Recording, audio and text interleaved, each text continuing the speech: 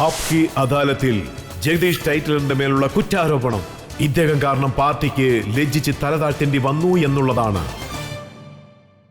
ടൈറ്റലർ sir, താങ്കൾ പറയുന്ന കാര്യം നന്നായിട്ട് മനസ്സിലാവുന്നുണ്ട്. മീഡിയ താങ്കൾ പറഞ്ഞത് കേട്ടില്ല. അതുപോലെ തന്നെ BJP-ക്കാരായിരിക്കും ഒരുപക്ഷെ താങ്കളെ ഒരു കുറ്റവാളി എന്ന രീതിയിൽ ചിത്രീകരിച്ചത്. പക്ഷേ താങ്കളുടെ പാർട്ടിയിലുള്ളവർ പോലും അവരെന്താ പറയുന്നത് വെച്ചാൽ താങ്കൾ കാരണം എംബാരസ് ആയി എന്നുള്ളതാണ്.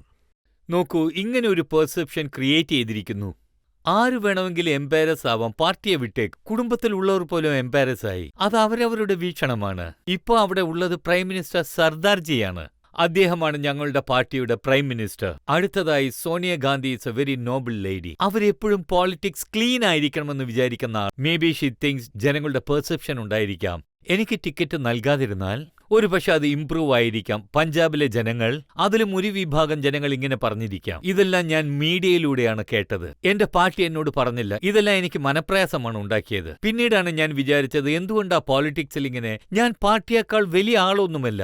ഞാൻ ഒരു ദിവസം സോണിയാജിയോട് പറഞ്ഞു, ഞാൻ എന്തു പറഞ്ഞു എന്ന് വെച്ചാൽ, മാഡം, ഞാൻ ബേസിക്കലി കോൺഗ്രസ്മാൻ ആയിരിക്കുന്നത് കൊണ്ട് ഈ പാർട്ടിയിലേക്ക് വന്നില്ല. കോൺഗ്രസ്മെന്റെ ഐഡിയോളജി എന്താണെന്നറിയാം. അതുകൊണ്ട് ഞാൻ ഇന്ദിരാജിക്ക് വേണ്ടിയാണ് ചെയ്തത്. ഞാൻ സഞ്ജയിനൊപ്പം വന്നു. Then Rajiv came. Then you as a family came. ഞാൻ കോൺഗ്രസ് ഫാമിലി എന്ന് പറയുന്നതിനേക്കാൾ നിങ്ങളുടെ ഫാമിലി എന്ന് പറയുന്നതായിരിക്കും എനിക്ക് സന്തോഷം. Apart from the Congress ideology, it's A part of my life. പക്ഷേ എപ്പോ ആ പാർട്ടി എംബാരസ് ആയോ അതെനിക്ക് മനസ്സിലാകുന്നുണ്ട്. As A leader I can feel. അതുകൊണ്ടാണോ താങ്കളുടെ പാർട്ടിക്ക് താങ്കൾ ഒരു എംബാരസ്മെന്റ് ആയിട്ട് തോന്നിയത്? അല്ലെങ്കിൽ പാർട്ടിക്ക് തോന്നിയോ ജഗദീഷ് ടൈറ്റലർ സജ്ജൻ കുമാറെ അവിടെ മത്സരിക്കാൻ വിട്ടതുകൊണ്ട് താങ്കൾക്ക് എംബാരസ്മെന്റ് ഉണ്ടായി? പഞ്ചാബിൽ പാർട്ടിക്ക് നല്ല വിന്നിംഗ് ചാൻസ് ഉണ്ടായിരുന്നു. ഇതുപോലെ തന്നെ ഇതിനു മുൻപും ഒരു പ്രാവശ്യം നടന്നു. അവര് ഞങ്ങൾക്ക് ടിക്കറ്റ് നൽകരുതെന്ന് തീരുമാനിച്ചപ്പോൾ ഫസ്റ്റ് ഡൽഹിയിലെ സീറ്റ്സ് നഷ്ടമായി, പിന്നെ പഞ്ചാബിലെ സീറ്റ്സും നഷ്ടമായി. സോ അതിന് ഒരു എഫക്റ്റും ഇല്ല. അങ്ങനെ എന്തെങ്കിലും ഉണ്ടായിരുന്നെങ്കിൽ അപ്പോൾ അവിടെ ഡൽഹി വിൻ ചെയ്യണമായിരുന്നു അല്ലേ? പഞ്ചാബിൽ ചില സീറ്റ്സ് എങ്കിലും ലഭിക്കണമായിരുന്നു അല്ലേ? പക്ഷെ ഒന്നും കിട്ടിയില്ല. അവിടെ ഡൽഹി നഷ്ടമായി. അതിലൊരു പെർസെപ്ഷനും ഉണ്ടായിരുന്നില്ല. വോട്ട് വരും, സീറ്റ് വരും, അതല്ലാതെ വേറൊന്നുമില്ല. ഒരുപക്ഷെ ലീഡേഴ്സ് എല്ലാം അങ്ങനെ ചിന്തിച്ചു കാണും. ഒരുപക്ഷെ അങ്ങനെ എന്തെങ്കിലും നടന്നാൽ ഞാൻ വേണ്ട എന്ന് വിചാരിക്കുന്നവർക്ക് ഇതൊരു അഡ്വാൻറ്റേജ് ആയി മാറും. കാരണം ഞാൻ വളരെ കാലമായി പോളിറ്റിക്സിലുണ്ട്. വളരെ സ്ട്രോങ് ആയി ഞാൻ മാറി. ഒരുപക്ഷെ ഇതാണ് സമയം എന്ന് അവർ വിചാരിച്ചു കാണും. ഐ തിങ്ക് ഇങ്ങനെ സംഭവിച്ചിരിക്കാനാണ് സാധ്യത. ഞാനൊരു വീക്ക് പേഴ്സൺ ഒന്നുമല്ല. പക്ഷേ ഞാൻ ചെയ്തു. ഇത്ര വർഷങ്ങൾ ഉണ്ടായിരുന്നു. ഞാൻ പാർട്ടിയുടെ പ്രവൃത്തികൾ ചെയ്യുന്നു. അതിന് പാർലമെന്റിൽ മെമ്പർ ആയിരിക്കണമെന്ന് ആവശ്യമില്ല. താങ്കളുടെ പാർട്ടിയിൽ തന്നെ താങ്കളെ പുറത്താക്കാൻ ആഗ്രഹിക്കുന്ന ആൾക്കാർ കൂടുതലുണ്ടെന്നാണോ താങ്കൾ പറയുന്നത്? ഇത് എന്റെ അവസരം, എന്റെ പെർസെപ്ഷൻ മാത്രമാണ്. ഇതെല്ലാം വൺ പെർസെപ്ഷൻ ആണ്. ഞാൻ എന്താ ഫീൽ ചെയ്യുന്നതെന്ന് വെച്ചാൽ, എനിക്ക് ക്ലീൻ ചിറ്റ് ലഭിച്ചതിന് ശേഷവും എന്തിനെ പണിഷ് ചെയ്യണം? ഒരുപക്ഷെ എനിക്ക് ക്ലീൻ ചിറ്റ് ലഭിച്ചില്ലെങ്കിൽ അതിലൊരർത്ഥമുണ്ട്. പക്ഷെ എനിക്ക് ക്ലീൻ ചിറ്റ് ലഭിച്ചതിന് ശേഷം അതിൽ ഒന്നുമില്ല, അതിലും ഒരു അർത്ഥമുണ്ട്. ഇതുവരെ എന്റെ വീട്ടിലേക്ക് ഒരു കോൺസ്റ്റബിൾ പോലും വന്ന് ചോദ്യം ചെയ്തിട്ടില്ല. ഒരു പ്രാവശ്യം പോലും എന്നെ സ്റ്റേഷനിലേക്ക് ആരും വരാൻ പറഞ്ഞിട്ടില്ല. നോ, ക്വസ്റ്റ്യനേ ഇല്ല. ഇതാ നോക്കൂ, എന്റെ പക്കൽ പഴയ ന്യൂസ് പേപ്പറൊക്കെ ഉണ്ട്. 91 തൊട്ട് ഈ പേപ്പറിലെ എന്റെ കയ്യിലുണ്ട്. അതുകൊണ്ട് വളരെ പഴയ പേപ്പറാണ്. അപ്പോഴേ ഈ ന്യൂസ് ഒക്കെ വന്നിരുന്നു. Keep Sajjan Tytler out, Amarinder Singh demand. പിന്നെ ആ സമയത്ത് 91 പറഞ്ഞിരുന്നു, ഇതിന് പാർട്ടി തീർച്ചയായിട്ടും പഞ്ചാബിൽ പേഡ് ദി പ്രൈസ് എന്ന്. Rift over Sajjan Tytler, delays Congress list. ഇത് 91 കാര്യമാണ്.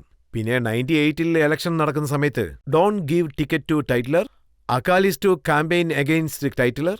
ടൈറ്റിലറിന് സീറ്റ് കൊടുത്ത് സിഖുകാരുടെ മുറിയിൽ ഉപ്പ് തേച്ചിരിക്കുകയാണ്.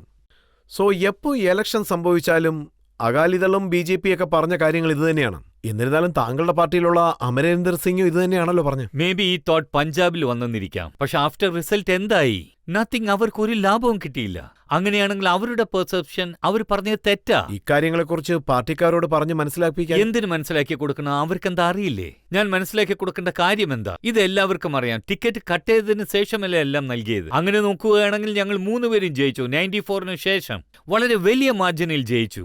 എല്ലാ അക്കാലിസും വളരെ ശ്രമിച്ചു. ബാദൽ പൂർണ്ണമായും ഡൽഹിയിൽ വന്നിരുന്നു. മദൻലാൽ ഖുറാന വാശി പിടിച്ചു. അദ്വാനി എനിക്കെതിരായിട്ട് 20 മീറ്റിംഗ് സംഘടിപ്പിച്ചു. വാജ്പേയിയും എനിക്കെതിരെ മീറ്റിംഗ് നടത്തിയിട്ടുണ്ട്. പക്ഷെ ജനങ്ങൾ അവരെ റിജക്ട് ചെയ്തു. ജനാധിപത്യത്തിൽ ഇതിനേക്കാൾ വലിയ പ്രൂഫ് എന്താ വേണ്ടത്? ഇവിടെ പബ്ലിക്കാണ് സുപ്രീം. ഇന്നും ഞാൻ എന്തെങ്കിലും ചെയ്യണമെങ്കിൽ അത് ജനങ്ങൾ ഡിസൈഡ് ചെയ്യട്ടെ. പിന്നെ ഞാൻ ഗ്യാരണ്ടി നൽകാം, ഒരുപക്ഷെ ഞാൻ ജയിച്ചില്ലെങ്കിൽ ഞാൻ എന്റെ ജീവിതത്തിൽ രാഷ്ട്രീയം വിടും. കാരണം ജനങ്ങളുടെ ചിന്ത എന്താണെന്ന് വെച്ചാൽ അദ്ദേഹം ജനങ്ങൾക്ക് വേണ്ടി പ്രവർത്തിക്കും, ജനങ്ങൾക്കായി ജീവിക്കും. നോക്കൂ, 2005 താങ്കൾ മൻമോഹൻ സിംഗിന്റെ മന്ത്രിസഭയിൽ മന്ത്രിയായിരുന്നു. അപ്പോൾ ഈ CBIയുടെ ക്വസ്റ്റ്യൻസ് ഒക്കെ റേസ് ചെയ്തു. പിന്നെ നാനാവതി റിപ്പോർട്ട് വന്ന സമയത്ത് താങ്കളെ മന്ത്രിസഭയിൽ നിന്ന് നീക്കം ചെയ്തു. പിന്നെ എന്ത് പറഞ്ഞെന്ന് വെച്ചാൽ ഇത് CBI ഇൻവെസ്റ്റിഗേറ്റ് ചെയ്യും, അവരുടെ അടുത്തുനിന്ന് ക്ലീൻ ചിറ്റ് വന്നാൽ താങ്കളെ വീണ്ടും മന്ത്രിസഭയിൽ കയറ്റുമെന്ന്. മേ ബി അതൊരു വലിയ തെറ്റായിരിക്കാം. CBI ക്ലീൻ ചിറ്റ് നൽകിയതിനു ശേഷവും ഒരു റീ എലക്ഷൻ വെച്ചാൽ, ബട്ട് അപ്പൊ ആ സമയത്ത് മന്ത്രിയാക്കുന്നതിന് പകരം CBI ഒന്നും ഇല്ല.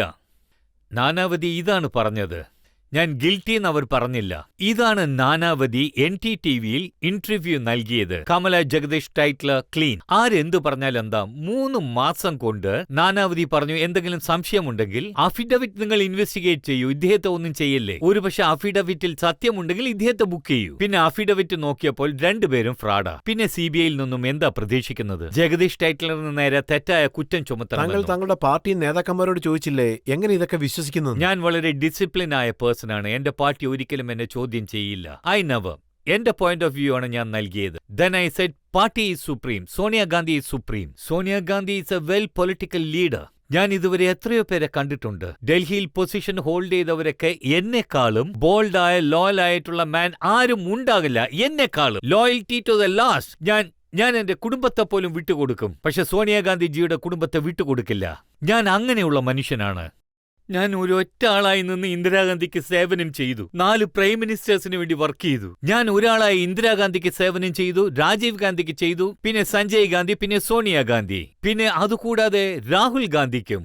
ആർക്കും ഇത് ക്ലെയിം ചെയ്യാൻ പറ്റില്ല, കാരണം അത്രമാത്രം ലോയൽറ്റി ഇതിലുണ്ട്.